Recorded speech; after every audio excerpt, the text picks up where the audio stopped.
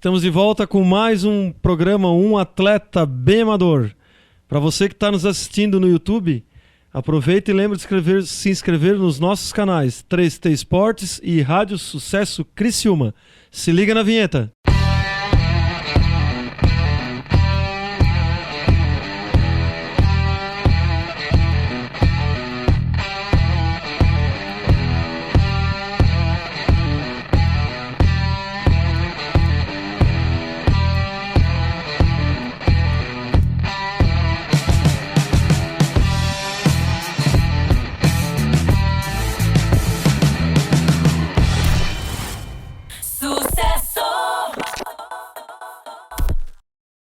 Desta vez para falar de um outro esporte não tão popular assim aqui, mas muito popular pelo mundo afora, e com certeza é que o futebol sempre tem as suas preferências, né? Sempre o futebol tira um monte de gente boa dos outros esportes, né? O Alexandre está aqui, ele vai poder contar um pouco dessas histórias também, né? Prazer de receber aqui o meu amigo Alexandre Medeiros Guise. Ele é nascido em 9 de março de 79, portanto está com 42 anos. Natural de Criciúma, Santa Catarina, é casado, tem um filho. Ele é filho da dona Célia Medeiros e do seu Adilson Guise. Estudou no Colégio Humberto Campos, aqui em Criciúma. É formado pela Unesc em Educação Física. Tem especialização em treinamento esportivo. E a profissão dele hoje é professor universitário e técnico de tênis de mesa da equipe Mamptuba FME Criciúma. O Alexandre ele é oriundo do tênis de mesa convencional. Migrou para o tênis paralímpico após a montagem da equipe de uma associação aqui da nossa cidade chamada Judecre. Com o encerramento da equipe dessa associação, o Alexandre migrou para os atletas, né, migraram para a equipe para formar a equipe da Sociedade Recreativa Mamptuba, né, um clube que a gente fala muito aqui, né. Com 23 anos de carreira na modalidade e 13 voltados para o tênis paralímpico, o Alexandre já esteve nas Paralimpíadas do Rio 2016 e em 3 Pan-Americanos, no Canadá em 2015, Costa Rica 2017, Peru 2019. E agora ele foi, recentemente, convocado pelo Comitê Paralímpico Brasileiro, o CPB, como técnico da equipe brasileira da modalidade que disputou os Jogos Paralímpicos em Tóquio. Como ele é muito modesto, muito acanhado, muito quietinho, ele não passou todo esse currículo aqui para mim. Ele simplesmente disse para mim que ele é casado, tem um filho, ele é filho da dona Célia e do seu Adilson. E acabou por aí. Esse é o Alexandre. Ele não é muito de falar, mas tem pessoas que duvidavam que eu ia trazer ele aqui. O Nicola disse que era difícil eu trazer ele aqui, mas o Alexandre está aqui. Mas a competência, a capacidade técnica desse rapaz que está aqui é enorme. E falando em Jogos Paralímpicos, na volta do intervalo nós vamos falar o que ele foi fazendo, que arte que ele aprontou nos Paralímpicos lá. Digo arte porque as pessoas não imaginam da onde que as pessoas saem e aonde que elas chegam. Beleza? Vamos pro intervalo aí.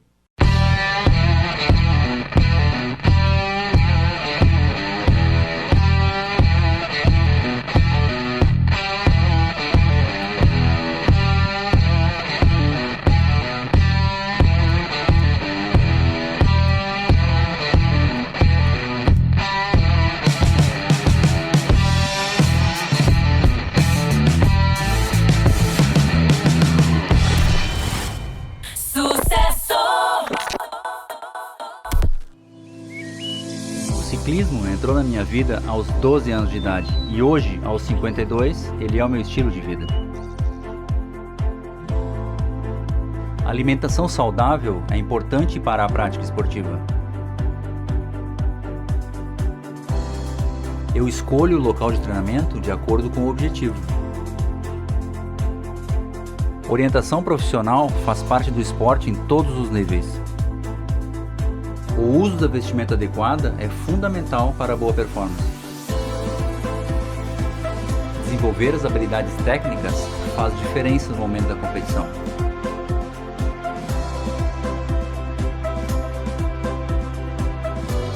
Meu nome é Oscar Lenhart, sou bike coach e eu uso o 3T. Fala galera, eu sou o Ney da Barbearia. Vocês pensam que o Jorginho nasceu bonito assim? Tá enganado. Primeiro ele passa aqui no Ney Barbearia e dá um talento no cabelo.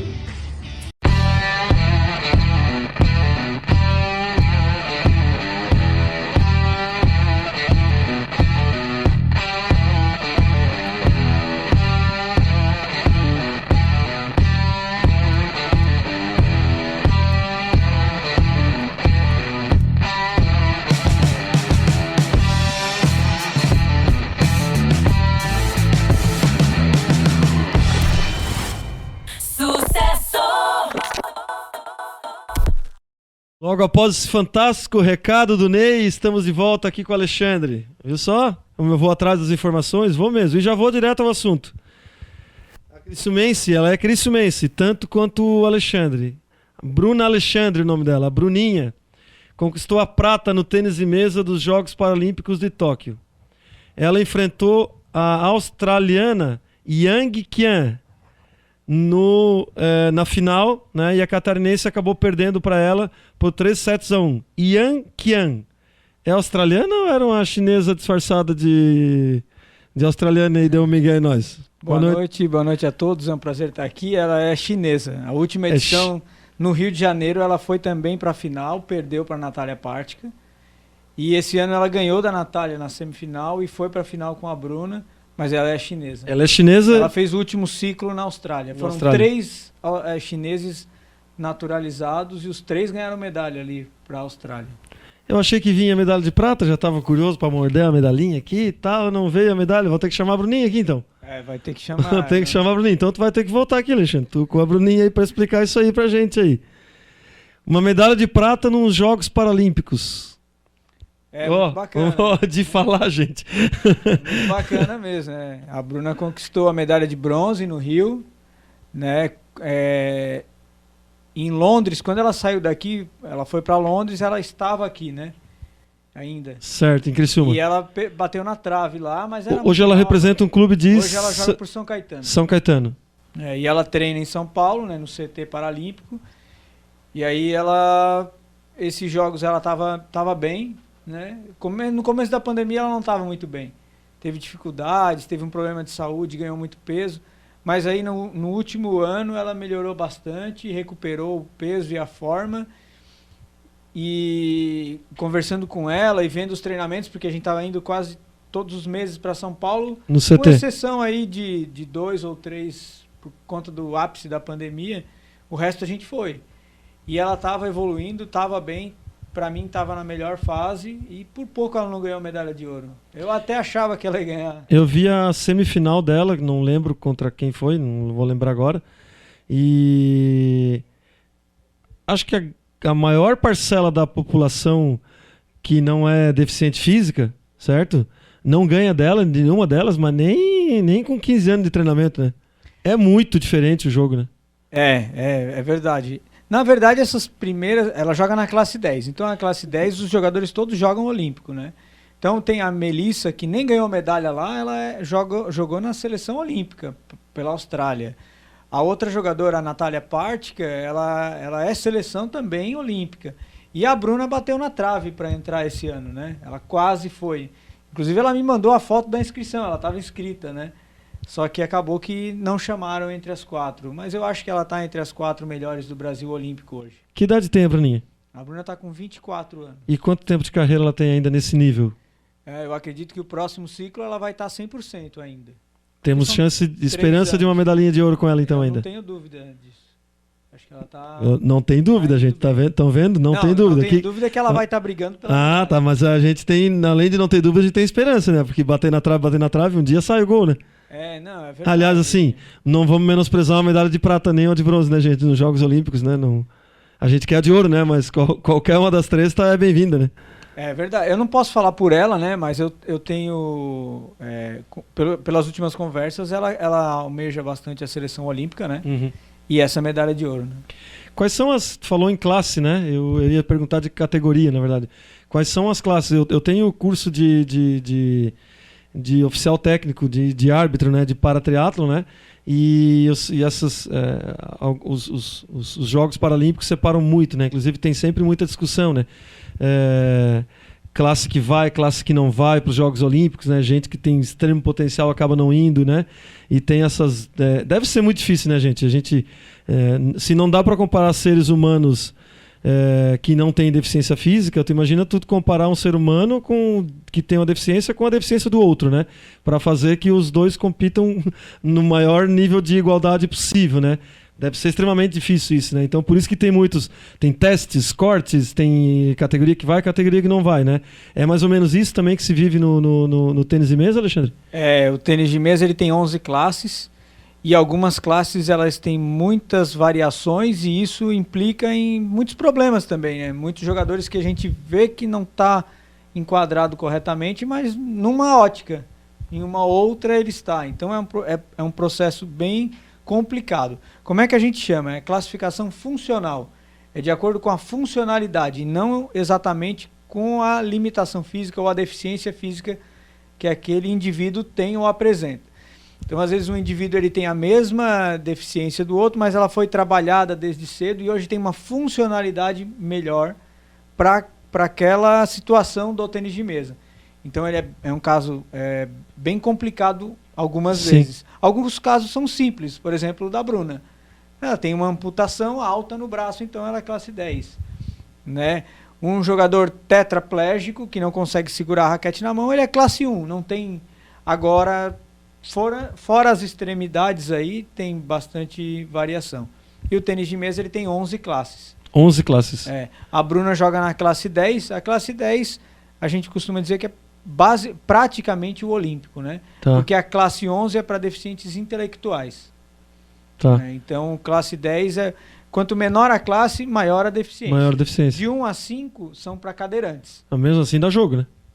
Sim, dá jogo, né? Mesmo sendo com as classes com maior dá jogo e não é... Com certeza, nós temos aqui em Criciúma jogadores, nós temos um jogador terceiro lugar no Parapan-Americano, o Conrado, classe 1, que ele ganha de muitos jogadores em pé. Né? Em pé. Em pé. Jesus. Se botar na cadeira, aí precisa ter um tempo para aprender, né? Uns anos. Nós temos o Isaías, um ótimo jogador também, que ganha também de alguns jogadores. E tem o Jean, né? O Jean Padilha, que é líder do ranking nacional na classe 3. Aí ele joga. O Jean ganha de jogadores no estadual em pé. Meu Deus do céu. Ele vai jogar contra jogadores no estadual e ganha de vários em pé. O meu filho, Rafa, o meu filho mais novo, se arriscou, né? Umas vezes ali a treinar e a jogar. O Alexandre incentivou também, né? Parecia que ia levar jeito, que ia gostar, mas o futsal acabou ganhando essa briga aí, essa disputa aí, né? E eu lembro que eu levei ali, eu conheço os meninos ali todos, né? E eu lembro que eu não lembro qual deles foi, não lembro qual o nome, não sei se é o Isaías, que ele falou, na época eu era diretor do Mamptuba, a gente estava começando com o projeto CVC, ele falou, diretor, pega a raquete e brinca aí. Eu digo, não, deixa quieto, porque de mim mesmo não tem dúvida, né, que não ia ter nem graça, né. Tu convives muito com realidades diferentes, né, Alexandre, com esse tipo de pessoas que provavelmente não tem só esse tipo de dificuldade, né, que é o jogar o tênis em mesa. Com certeza tu vê coisas no teu dia a dia aí de N tipos de dificuldade, né, vamos falar até do que a gente acha, né, que é básico, mas realmente tem lugar que um cadeirante não consegue entrar, né? Ainda tem, né? A gente também entende que para se adequar ao mundo todo do dia para noite não é fácil, rápido nem barato, né? Mas qual é o teu sentimento ali quando tu vê que alguém consegue superar, muitas vezes, eu acho que até saindo de repente de uma depressão, né, de uma aceitação por a sociedade, e o fato, o tênis de mesa acaba sendo secundário, né? Não é isso que importa, né? Embora a pessoa almeje resultados, eu entendo assim, eu vejo assim, né? Mas que tipo de história que tu vê assim que, nossa, o tênis de mesa foi só uma ferramenta para essa pessoa mudar a vida toda? É isso meio que acontece? Na verdade a gente escuta e isso é uma coisa, né? A gente sabe disso, mas quando a gente vivencia isso é diferente. Muito diferente. É diferente vivenciar isso. E realmente acontece, né? De jogadores que iam para o treino com... Nós tivemos aqui, né? Que iam para o treino com mais 2 pessoas, um fisioterapeuta ou o pai e a mãe, e agora vai de carro próprio. Isso é uma grande evolução, né? Nós tivemos jogadores que não tinham tanta limitação física, mas psicológica, dificuldade de sair de casa, e hoje vem jogar. Assim como a gente também teve casos que a gente não conseguiu fazer isso dar certo, né? Mas a gente tenta. Agora, o que é bacana é quando a gente vê que o indivíduo, né, seja ele olímpico ou paralímpico, mas agora falando dos paralímpicos, quando ele passa a viver como atleta, né? Ter o objetivo, e aí todas as outras coisas elas são realmente secundárias. Quando a gente vê isso acontecer, que é o bacana. Então, assim, os nossos jogadores, todos eles têm dificuldade para ir. Até de carro. Às vezes tu vai num lugar de carro e tu não consegue, porque a vaga tá muito próxima. Quando Então- não está ocupada por alguém então, às que vezes- se acha... Ah, mas isso é muito comum, né? Na É. verdade. Outro dia eu parei na frente de um banco do outro lado da rua e tinha a vaga para idoso e para deficiente físico. E eu fiquei olhando. Não parou nenhum idoso e nenhum deficiente físico. E a vaga não ficou livre nunca. Isso é agora. E como a gente trabalha com isso, cada campeonato que a gente vai, a gente vivencia isso. Então, também é uma forma de estar se superando, porque às vezes o cara quer sair de casa, tem o carro, consegue dirigir, mas sabe que lá ele não vai conseguir descer. Ou ele vai ter uma calçada quebrada, ou não vai ter a vaga. Então, isso realmente acontece.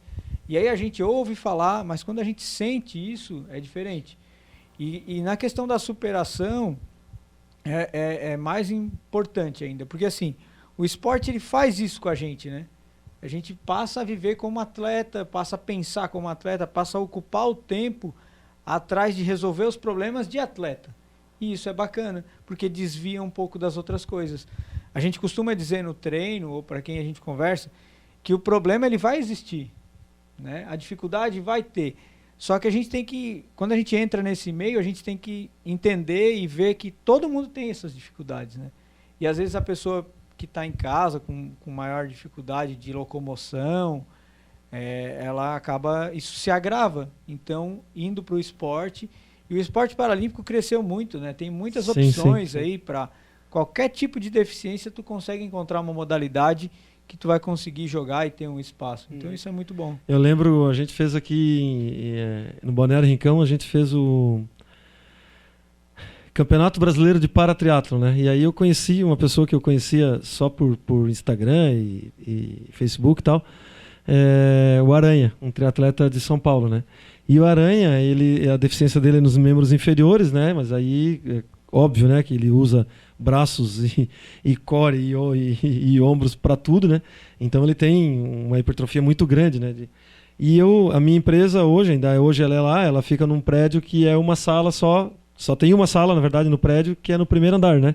A sala, e não tem, como é um andar só também, só tem uma escada e mais nada, né? E aí eu lembro que eu cheguei lá com ele para ir na empresa, abri a outra porta de vidro e falei, nossa, agora vai ser complicado. Falei, como é que nós vamos fazer? Ele, assim, complicado pra ti, que a cadeira é pesada pra caramba, diz ele. Ele pulou da cadeira, e aí eu entendi porque o apelido dele era Aranha, né?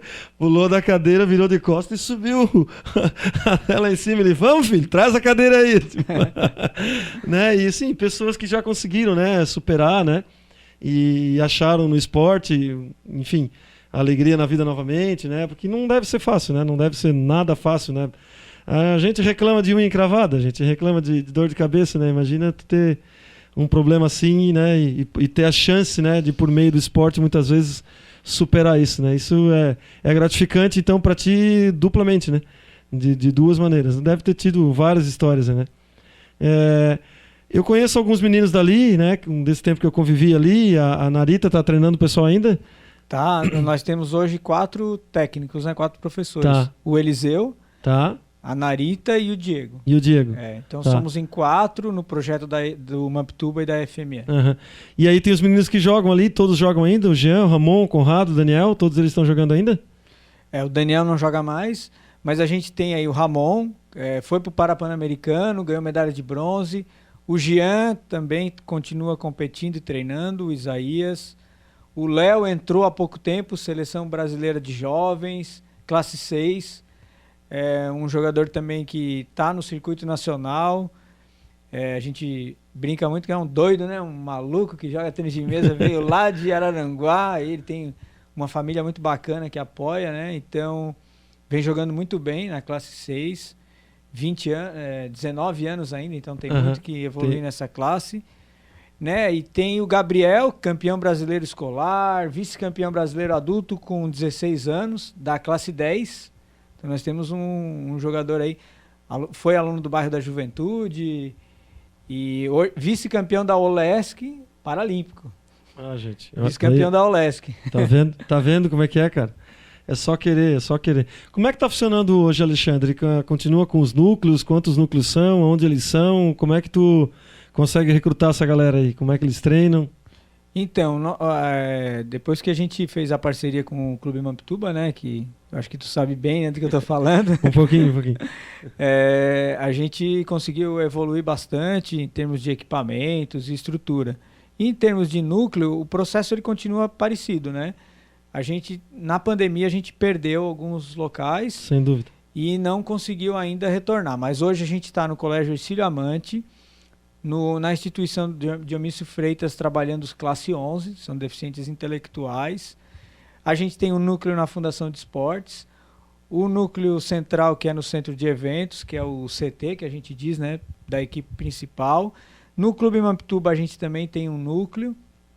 E por enquanto é isso. As escolas do projeto, agora que a gente pensou em retornar, né? O Hercílio Amante voltou um pouquinho antes, mas foi a única. Uhum. A gente tem também um projeto que começou há pouco tempo na SATIC, com um dia na semana. A gente aí está tentando outras parcerias, tem outros contatos aí, mas o sistema é o mesmo. São pequenos locais, com aulas de uma ou duas vezes por semana, passa para os núcleos intermediários. Né? A gente também tem um polo muito grande, muito bom, que é no bairro da Juventude, que esse não parou, né? Porque lá eles praticamente não pararam, né? Uhum. Então lá é exclusivo da Narita, eles também têm uma parte que é em parceria com o Mampituba e tem a parte que é deles, que eles sempre fizeram lá, né? Muito bem feito, por sinal.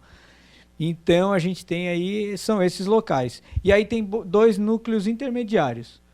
Nesses 2 núcleos intermediários aí a gente começa com Paralímpicos e Olímpicos, com uma carga de treino bem maior, né? Aí já quem passa por esses intermediários já são os que têm tecnicamente mais condições de competir, é isso? Isso, aí tem uma série de fatores, o apoio da família, o Sim. desejar estar nesse meio, né? E ter, claro, uma predisposição, se adaptar ao esporte, né? E essa carga, né? Que é uma dificuldade, que o tênis de mesa exige uma carga grande de treino e muitos acabam não conseguindo fazer. Então a gente tem aí no Clube Mampituba e no Centro de Treinamento. E na Fundação de Esportes, aliás. E aí no Centro de Treinamento o grupo principal, né? Uhum. Então esse processo que ele acontece naturalmente aí há anos. Que número de pessoas máximo que tu chegou a atingir, a trabalhar? E hoje quanto que tá? Qual é a realidade hoje? A gente já teve 800 praticantes regulares. Inscritos naquele ano teve mais de 2.000, né? Mas a gente sabe que inscritos. Praticantes regulares, a gente diz o que a gente pode atender, né?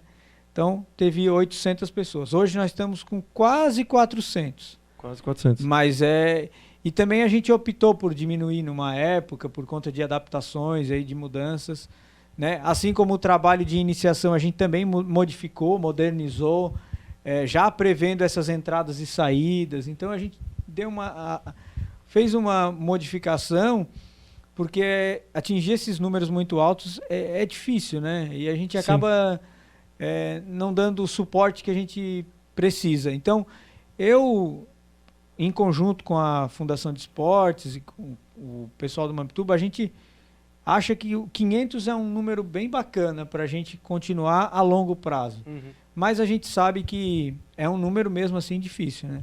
E é uma pirâmide, para conseguir formar uma equipe de rendimento, é uma pirâmide, né? Porque tu tem que começar com a base para tu poder peneirando, ver quem é que vai aguentando, ver quem é que vai ficando, não só tecnicamente, mas como tu disse, né? Eu lembro que o pessoal da natação fala muito, né? O Gustavo Borges falou para mim uma vez, assim, toda criança vai nadar, cara, em algum momento, né? E aí tu não sabe quem é que vai aguentar contar azulejo até que idade. Mas se o cara sair com 17, 18, tendo nadado 10 anos, 12 anos, cara, tu fez um cidadão, né? E é o momento de decidir, né? Faculdade, profissão de nadador ou não, né? E a pirâmide é assim mesmo, né? Vai diminuindo, né? Tu começa com uma base forte e vão caindo pelo caminho, né? Por N motivos, né? Então, para tirar para achar uma bruninha, tem que passar quantas pessoas pelo projeto, né? A gente tem alguns cálculos de quantos jogadores entraram na seleção nacional, né?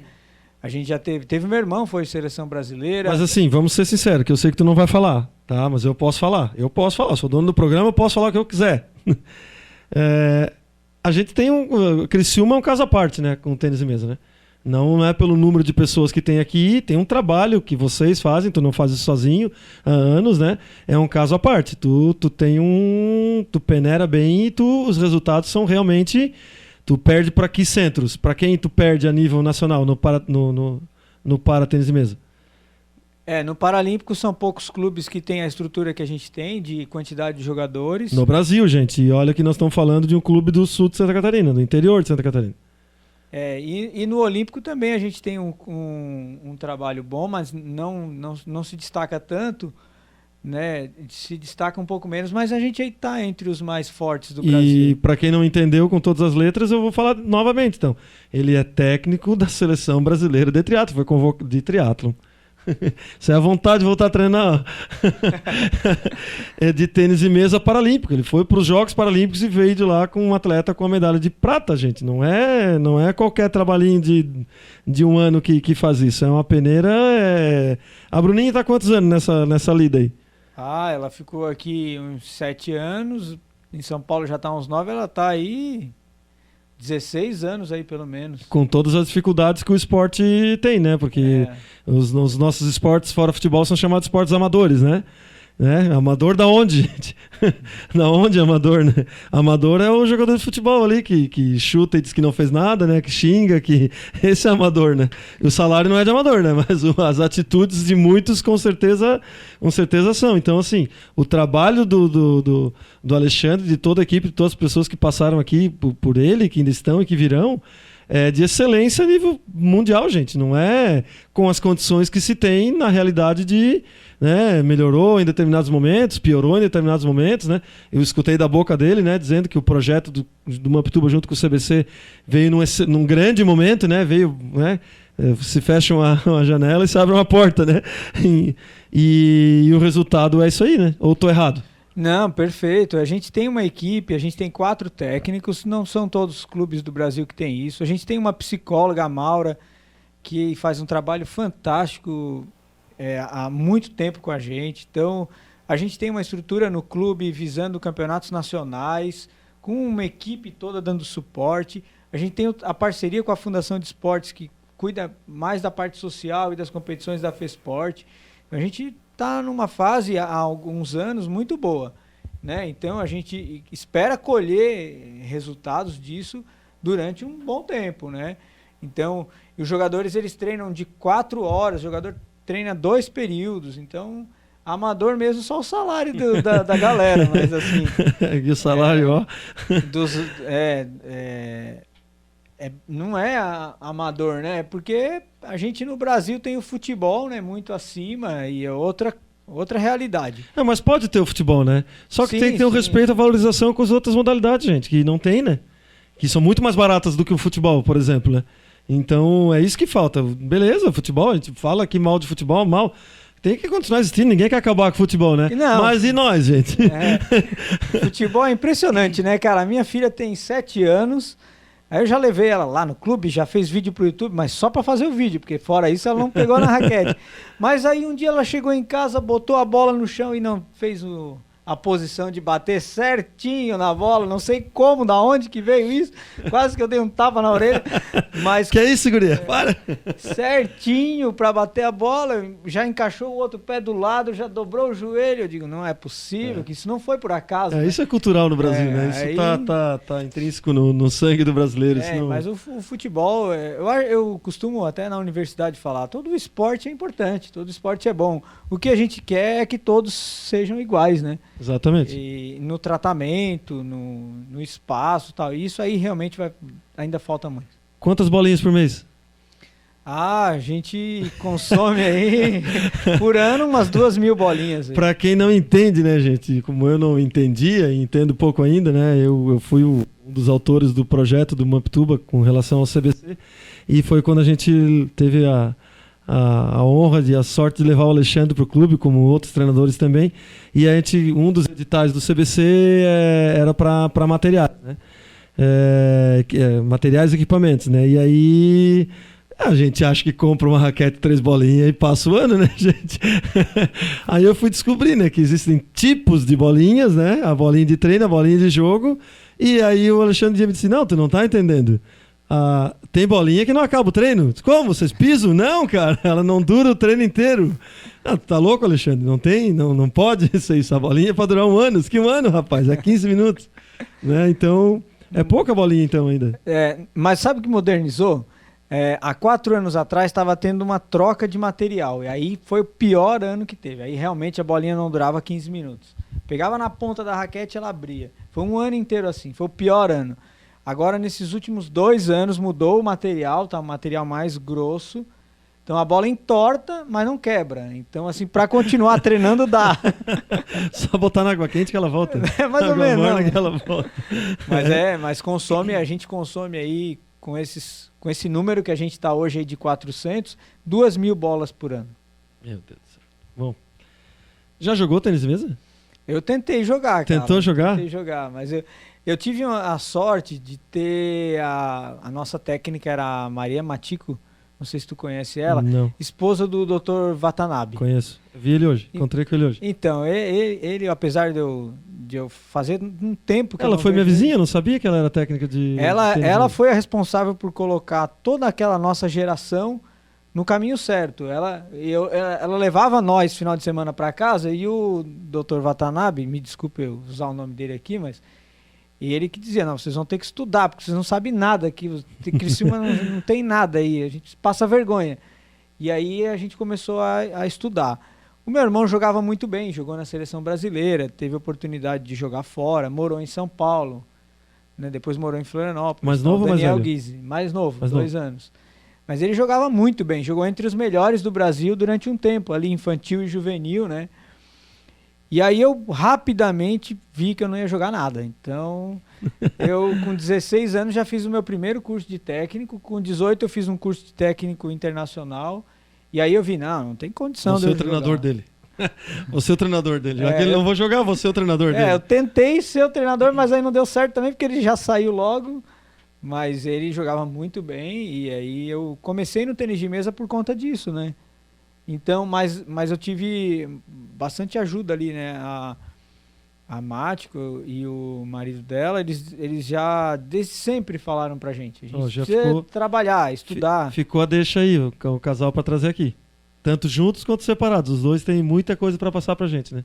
A gente é muito grato. Eu sou muito grato, né? Com certeza, vários da minha geração ali somos gratos aí a ele. Eu acho que tu já tinha me contado isso, eu não lembrava. Agora tu me refrescou a memória e já ficou a dica aí, a deixa pra uma nova pauta aqui. Show de bola. Como é que é dar aula? Da aula... Professor universitário. Então, Aula de que matéria tá dando? Eu dou aula de esporte de raquete. Esporte de raquete. É Não bem poderia ser bacana. diferente, né? Olha, é bem bacana ver como o tênis é avançado, como o tênis tem programas, como o tênis tem uma estrutura bem mais adiantada, no meu ponto de vista, né, do que o tênis de mesa, né? E aí eu trabalho o tênis de mesa e o badminton e o tênis principalmente, né, que são as olímpicas. Badminton tem graça? Pô, o badminton é bacana, cara. A gente leva... Quem tá olhando não consegue ver a peteca, né? Pra começar, né? Puxa vida. E tem gritado daquele jeito? Não é pro karatê aquilo, não é pro judô? Os asiáticos, né, que eles dominam lá, né, Malásia, Indonésia e Acho que eles China. falam com a peteca, eu acho. Pode ser. Eles falam com a peteca. Cara, a gente não entende no tênis de mesa como é que eles são tão bons e como eles têm tantos costumes assim diferentes, né? E no badminton mais ainda, cara, eles dominam mais ainda. E aí eu recebi esse convite, né, na época do professor Kabuki, e foi um desafio, claro, né? Não é o que eu tenho mais facilidade de fazer, é sempre um desafio. Mas tá bem, melhorou bastante, Alexandre. Tu era mais quietinho, assim. Duvidaram que tu viria, tu tá aqui? Pô, foi o Nicola. No primeiro foi, tá gravado. Vai trazer o Alexandre aqui, duvide. Não, o Nicola é um cara muito gente boa. Ele acabou virando amigo da gente, né? Muito gente boa, é um cara que tá lutando pelo esporte. Isso é outra coisa que o esporte traz, né? Eu posso, não sei se ele, mas eu sou amigo dele, eu acho. Assim. Gostei muito dele. As pessoas do bem do esporte são todos amigos, pode ter certeza, né? Até essa australiana Xing Ling aí que... Aí não dá, né? Australiana de olho puxado, gente. Aí não dá, né? Não podia, né? Eu não deveria deixar isso aí. Cara, é como se fosse uma contratação, né? Eu achei estranho também, assim. A gente sabia, né, disso há 3 anos, mas foi a primeira competição importante que a gente viu, né? Faz muita diferença, né? Porque a equipe da Austrália ganhou 4 medalhas, 3 da China. E no fim, tu tá jogando contra 5 países, são 15 chinesas. Teve adversário a mais, né? Que não jogaria, né? Certo. Ela jogaria, que era a certo, melhor exatamente, jogadora, mas a segunda exatamente, não jogaria. exatamente, né? Enfim, regras e regulamentos, né? Então tá, beleza, gente. Acabamos aqui o segundo bloco. Fica aí com a dica da Chan Figueiredo.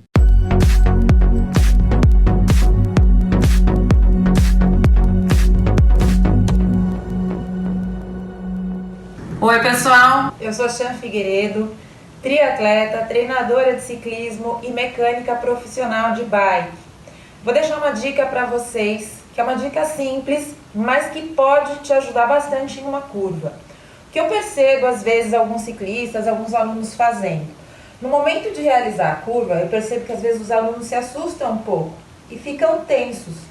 Ficando tensos, eles enrijecem o braço, fazendo uma hiperextensão do cotovelo.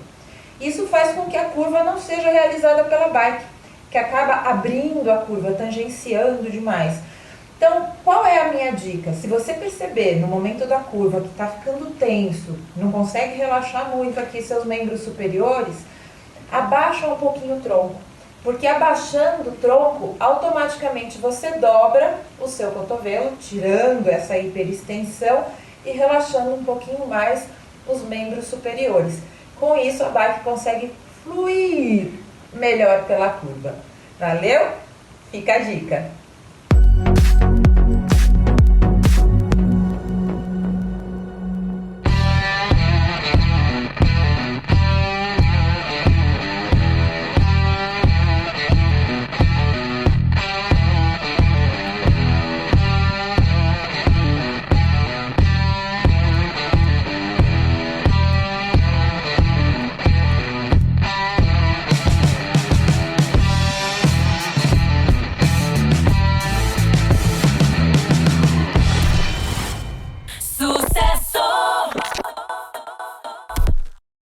Estamos de volta, então, com esse recado da nossa amiga Chan Figueiredo, sempre disposta e simpática a nos ajudar. A gente sempre precisa de esporte, gente. A gente sempre precisa um dos outros. Alexandre, esse nosso último bloco, um pouco mais curtinho vai ser. E esse bloco é onde eu costumo emprestar um livro para o convidado. Emprestar. O livro ele é comprado em sebo, certo? Para a gente dar nossa contribuiçãozinha aí para a natureza, para não derrubar mais uma árvore, mesmo que seja árvore de reflorestamento, né? Menos uma árvore que cai, vamos dizer assim. Ajuda o cara do sebo também, né? E o livro vai passando adiante, né? E o livro ele não é dado, ele é emprestado e depois de lido ele tem que voltar. E a gente pede que também, se tu achar que tem... Eu escolhi esse livro para ti, tá? Peguei ele hoje no sebo, não li.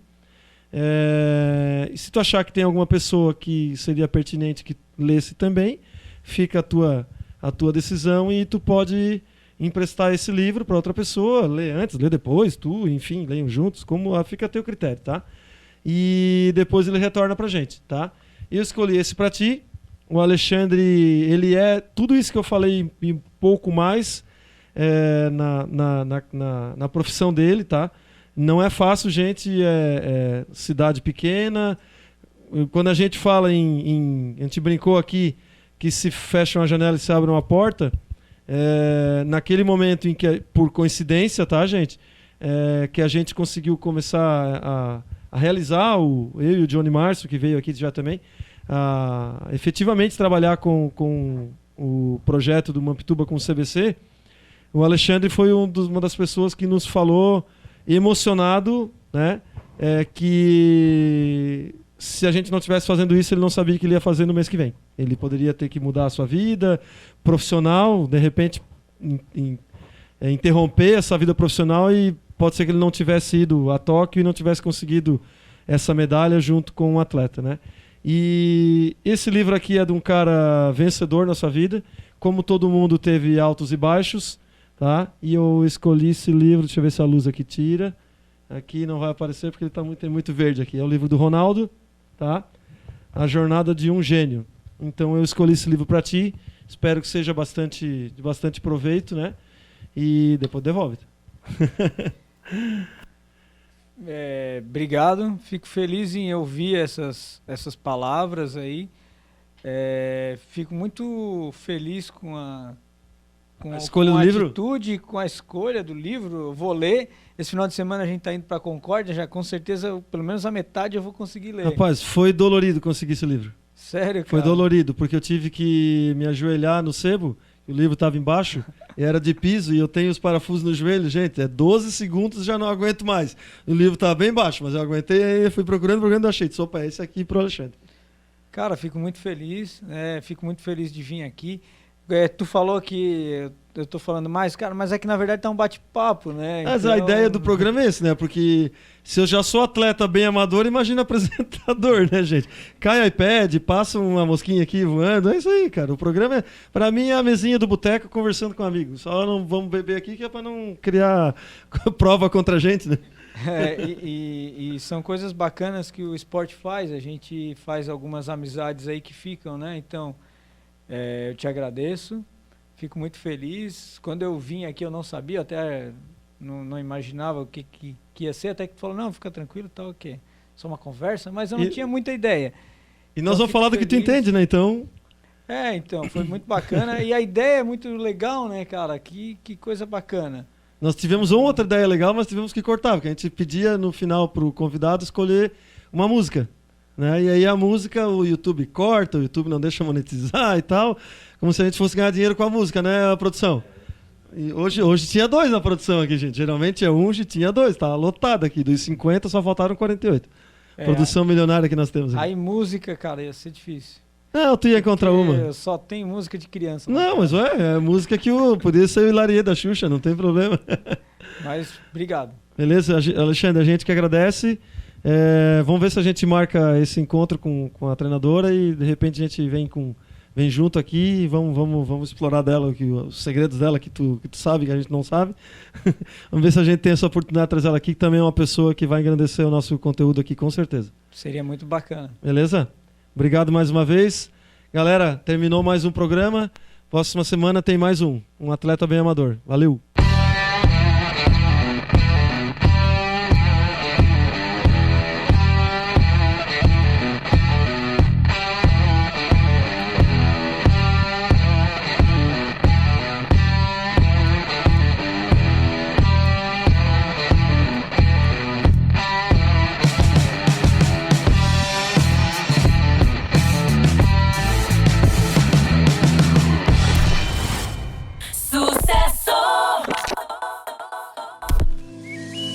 O ciclismo entrou na minha vida aos 12 anos de idade e hoje, aos 52, ele é o meu estilo de vida. A alimentação saudável é importante para a prática esportiva. Eu escolho o local de treinamento de acordo com o objetivo. Orientação profissional faz parte do esporte em todos os níveis. O uso da vestimenta adequada é fundamental para a boa performance. Desenvolver as habilidades técnicas faz diferença no momento da competição.